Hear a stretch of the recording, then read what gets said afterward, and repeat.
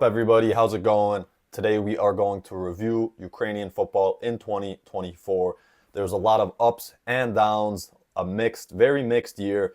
Some very, very good things that happened, very cool things, but also some not the best things that has happened in Ukrainian football as well this year, 2024. Now it is 2025, but let's get to it. I'm going to mix it up. I'm not going to just say all the bad things, all the good things, but let's review Ukrainian football this year and let's mix it up a little bit. So first things first, I'm going to go over Euro 2024 because that was the main thing. That was the main thing of the year, the main expectations. This was the main thing. So the good part is Ukraine qualified for Euro 2024. That was good. They could have not even qualified in the first place. So good thing Ukraine qualified. They got third in their group stage as England got first, Italy got second in the group stage of the qualifiers. And Ukraine made it through the Nations League playoffs. So they had to play Bosnia and Herzegovina and then Iceland to even make it to the Euros in the first place. So they beat Bosnia 2-1, like in the last minutes, comeback, Dovbyk with the winner. And they slightly, barely beat Iceland as well in their playoff final. Mudryk with the winning goal. Sudakov, great performance that game. So that's good. That's awesome. Ukraine qualified for Euro 2024. That's their fourth Euro tournament in a row. Very good. Very awesome that they qualified in the first place. But then we go to the bad is they got last place in their group. And yes, it was unfortunate circumstances in which they got 4 points and they're the first team in history to not make it out of the group with 4 points in this modern era with the new format. So that was unfortunate, but they still were underwhelming. And this is because everyone was saying this is the golden generation of Ukraine, right? This is the new golden generation team. We got players playing for Real Madrid, Arsenal, Chelsea. We got all these players abroad. We got Lunin at Real Madrid. We got Zinchenko, Arsenal. Mudryk, Chelsea. We got guys like Zabarnyi, Mikolenko. We got Trubin. We got, Tsehankov, Dovbyk. We got Dovbyk, top scorer of La Liga, Pichichi. And the minimum expectation was to make it out of the group. Ukraine did not make it out of the group. They got fourth place. The first game was the worst. That was the most underwhelming, was the 3-0 loss to Romania. There was very high expectations. Ukraine were very poor that game. Lost 3-0. And okay, if it was like 1-0, 2-1, something like that. But 3-0 to a team that, no disrespect, but Ukraine were the clear favorite to win, even though Romania were very good and they were like a dark horse, kind of like not many people knew how good they were, but still, Ukraine was expected to win. Second game, they got the result. They got the win against Slovakia. That was good. Third game, Belgium. They actually played very well, despite a lot of players being out, but they couldn't get the result, 0-0. In the end, they got last place, even though that weird, unique situation where everyone in the group got 4 points. But still, that was the bad. That was very unfortunate and underwhelming by Ukraine because of all the expectations from Dovbyk, Sudakov, Tsehankov, Mudryk, Lunin. They did not perform to their expectations. Even though some players did play well. Moving on from Euros. For the next bad thing that happened in 2024 for Ukrainian football was there's disappointing results in Nation League. Like the Euros ended, then it went to the fall international games, and then we're like, okay, maybe we could bounce back. But then Ukraine had losses to Albania, and then they didn't get results against Czechia, Georgia. They actually got the win, but yeah, it was a little bit disappointing. And they're in that like whole playoff thing where they got to play. They actually got to who are they? They're playing like Belgium or something for this like playoff Nations League thing they created. So there's that. So now let's go with something good. Good news in 2024, Ukrainian football. Third place in FIFA Futsal World Cup. That was impressive. That was awesome. Ukraine had some insane performances in the Futsal World Cup. And to get third place, their highest ever, and they're on the podium. That's amazing. They made it all the way to the semis, which is absolutely incredible. And I believe they beat France in the third place game. Props to them. Молодці. That was very awesome. Дуже приємно. Ukraine, third place, FIFA Futsal World Cup. Very impressive, man. Hats off. Now let's go to something bad. I guess another clear one is our Ukrainian clubs, they have been pretty disappointing. Shakhtar Donetsk, Dynamo Kiev, especially in European competition. Now, there's no question about it. The Ukrainian Premier League is not as strong as it used to be. It's just a fact, man. Like economically, due to the war, it's a lot tougher for the Ukrainian league to be successful. It's unfortunate. It sucks. But the unfortunate results of that too is Shakhtar and Dynamo are not as strong as they used to be as well. So Shakhtar, they were in the Champions League at least 23-24. They got third place in their group and they went to Europa League. But in the first round, they lost to Marseille. It was okay, but like expect for them to do a little bit better. But Dynamo wasn't even in Europe in 23-24. 24-25, Shakhtar, Champions League, Dynamo Kiev, Europa League. Shakhtar this season has been very disappointing in the Champions League. They got like one draw and one win, I believe.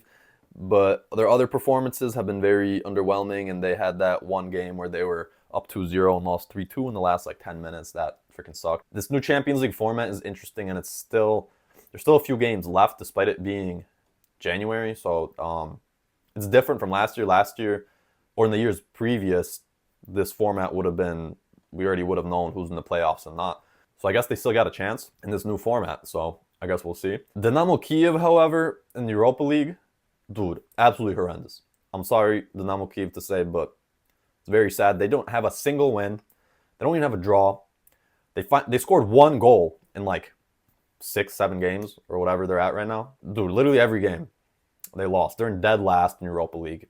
They were the first team that was like officially like has no chance to go to any playoffs. So that's unfortunate.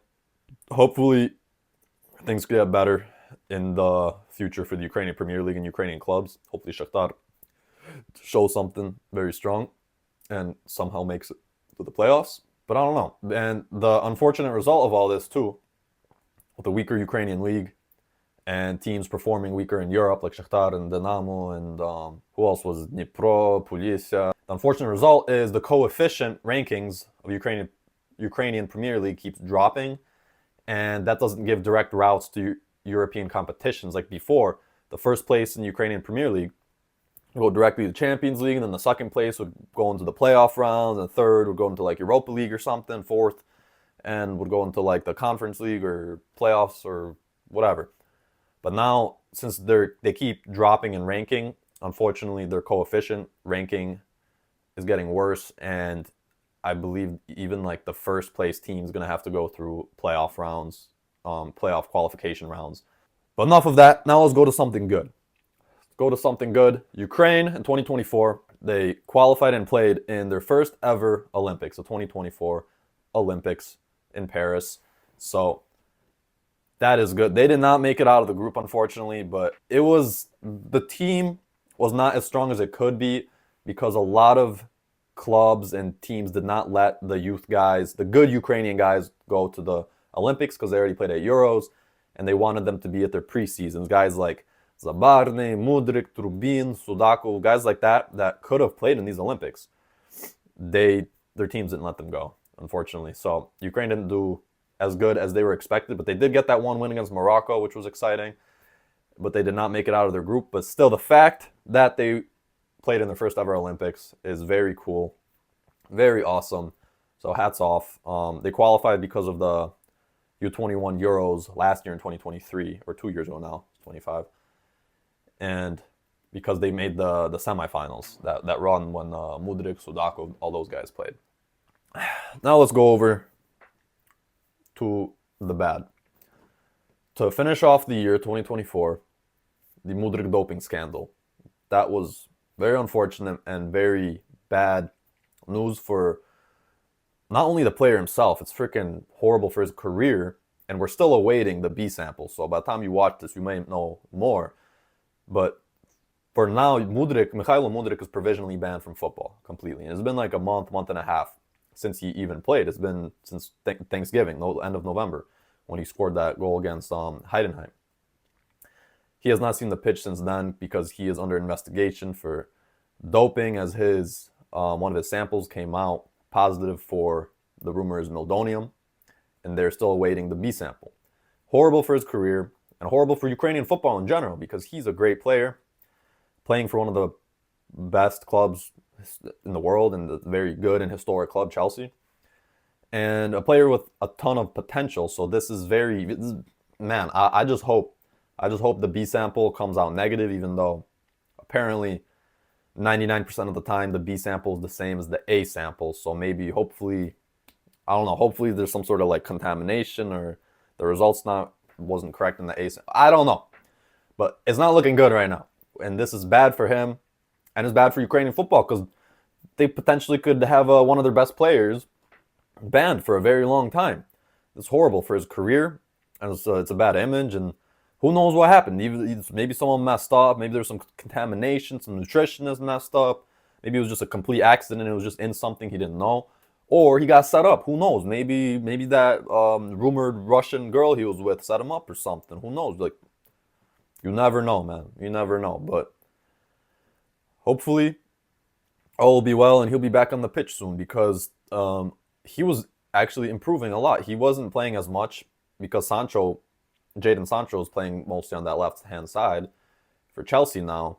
But in his appearances in like the FA Cup, Carabao Cup, and Conference League have been very positive, very good. He was getting some stats, he was getting some goals. He was looking sharp, and he was looking a lot more calm and better on the ball. It was looking like Enzo Maresca was doing a very good job training him, and he was looking a lot better. And he was looking good in the Ukrainian National League games too. Or, yeah, he was looking good for Ukraine. So that was an unfortunate end to Ukrainian football in 2024. Unfortunate news.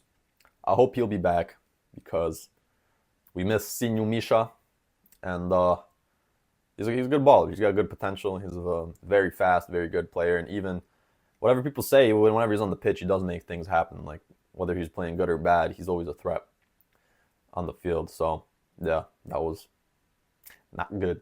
But to end off with some good review of Ukrainian football 2024, we got more of the good. Artem Dovbyk Pichichi, La Liga 23-24 season, top scorer of the Spanish league. That is awesome. That is historic. That is incredible. He is literally in the history books for that. 24 goals in La Liga in the 23-24 season. Got Girona to the Champions League, helped them to the Champions League, him and Sehankov, as Girona qualified first time in their history to the Champions League. Very, very impressive. As Girona got third place, and Dovbyk got a lot of assists too. He had the most goals and assists as well combined. Very impressive, very historic. He's the first Ukrainian to be top scorer of a league since Andriy Shevchenko, like 20 years ago. So that is amazing. And literally, he'll be in the history books as top scorer of La Liga. Like, yeah, he didn't score 50 goals, but still, he's top scorer. And he'll be in the same names in the history books as top scorers, like as Benzema, as Lewandowski, as Suarez, as Ronaldo, as Messi, as Neymar. Like, say what you want, but he is in the history books for this season. And after his very impressive season with Girona, he earned a move to Roma, and they've been on and off struggling, but he is scoring some goals there. Not at the rate he was scoring at Girona, but still, it's a good club, it's a good team, so hopefully he does better. Starts banging in more goals, and Roma does better. And another bright spot in Ukrainian football 2024 is Ilia Zabarnyi. Ilia Zabarnyi got Ukrainian Footballer of the Year, as stated by the Ukrainian Federation of Football. And he was a very bright spot in 2024. Man, never misses a game, never sets a foot wrong. He is very, very good for Bournemouth and for Ukraine. He has been so solid, and Bournemouth has been very good this season. They're up there. They're like in 7th or 6th place, and they have not lost in like 8 games. And he's finally getting the flowers he deserves, man. He's getting the attention. There's rumors of teams like Man City, Tottenham, Real Madrid, Chelsea, PSG all scouting him and looking after him, because end of the day, he's Premier League proven now. For two seasons, he's been solid. He does not miss a game. He's been so good. Zabarnyi, center back, he's got potential to be up there. So that's a very bright spot in Ukrainian football in 2024. And another bright spot in Ukrainian football, another good thing, 2024, was Andriy Lunin, Real Madrid performances, especially in the Champions League. That was awesome, man. Courtois had an ACL injury. He was out for basically the whole season. Lunin has to step in. There's a lot of doubts, whatever. Lunin was phenomenal. Andriy Lunin, hats off. Bro, he was getting the flowers he deserved as well. He was phenomenal. He made save after save. That round in the playoffs against RB Leipzig, he equaled Courtois' record of most saves in a Champions League game for Real Madrid, which I believe was it like 9, 10, 11? That was awesome. And then he had amazing performances against Man City as well, Bayern, especially Man City. He made those saves in the penalty shootout, which was impressive.